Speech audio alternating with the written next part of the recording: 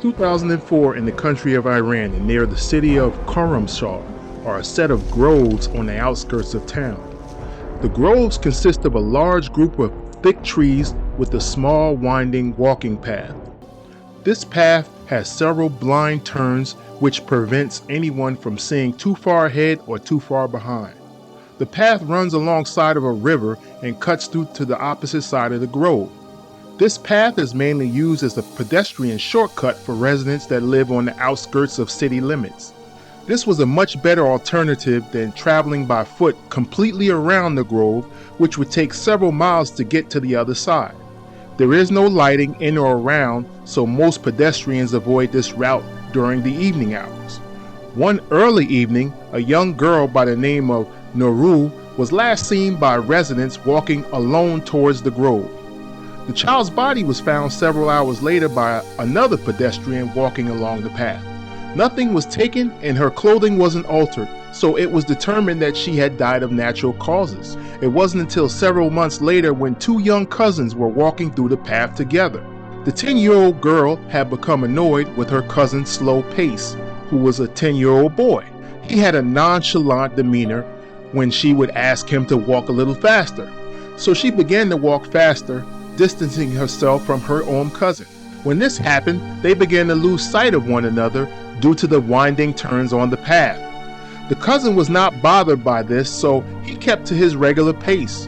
When he made his way around a blind turn that his cousin had passed, he was startled by what he saw next. He observed someone with their back to him standing over his cousin's limp body, which was on the ground. The boy screamed out to his cousin, but of course she didn't move. This caused the person standing over her to become startled as well and then turned around to witness who was yelling.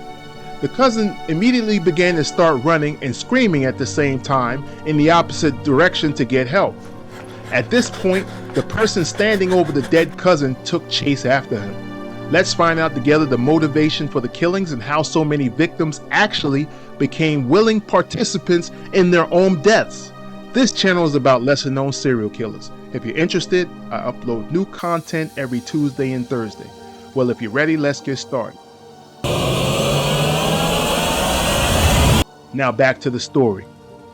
The boy ran from the killer as fast as his little legs would carry him. He was becoming winded while fleeing and screaming for his life. Later that evening, the parents of both children became worried after several hours had passed, knowing that the kids were prohibited from utilizing the grove at night. Parents of the children, along with their extended families and friends, collectively searched the grove and the road circling the grove throughout the night and found no traces of either child.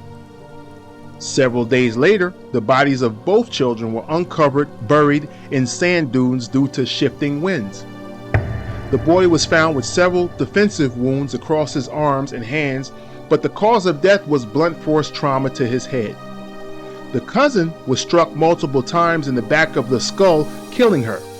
Nothing was taken from either victim, and there were no signs of anything of a sexual nature.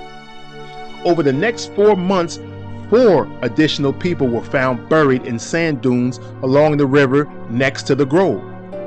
Autopsies performed determined that they were each killed by the same murderer.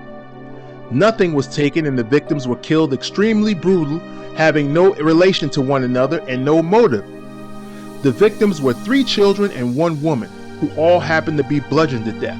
The police warned the public about the potential dangers of traveling through the grove, but none would listen.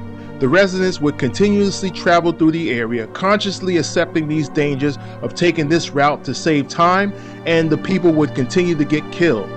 In order to capture this killer, the police added patrols through and around the grove. The media was also notified. The police detained, then interviewed all suspicious persons in or near the grove, but the killings continued. Allegedly, in one case, the police had left the area of the grove for approximately an hour, only to return to find someone had been killed in that short time span. This was a constant occurrence over the course of 4 years. An additional 9 women and girls of all ages were murdered within that grove. September of 2008, a woman was walking through the grove and was attacked. This woman partially prepared for the attack by the killer. For the record, she wasn't actively searching to engage a killer. She had come to terms that if she had continued to take this path alone, she may be attacked. During the fierce fight between her and the assailant, she was ultimately bludgeoned unconscious. The killer was so upset that this woman gave a hard fight that she was also stabbed out of anger. The woman was left for dead but survived. This hero woman managed to survive and get a good look at the killer. She provided the authorities with a strong description. A man by the name of Farid Baghali was detained and questioned. During the interview, he confessed to all the murders committed in the area. He stated that he would always ride his bicycle during the hunt for his victims. When he would see single women or girls walking alone towards the grove, Farid would then speed past them and wait for each victim inside of the grove. He would then hide in the dense foliage until the victims walked past. Farid would then strike each victim in the back of their skulls with an iron pole before each person knew what hit them. Then he would find pleasure in taking his time and bashing their defenseless, unconscious skulls to death. Farid admitted that he killed women and girls because he hated them for being the weakest of the two sexes. The only boy that he killed was due to him being a witness to the murder of his female cousin. Farid was charged with 16 murders and was sentenced to death. He was hanged to death in 2010. If you enjoy more stories such as these, click on one of the suggested videos above. God bless and stay safe.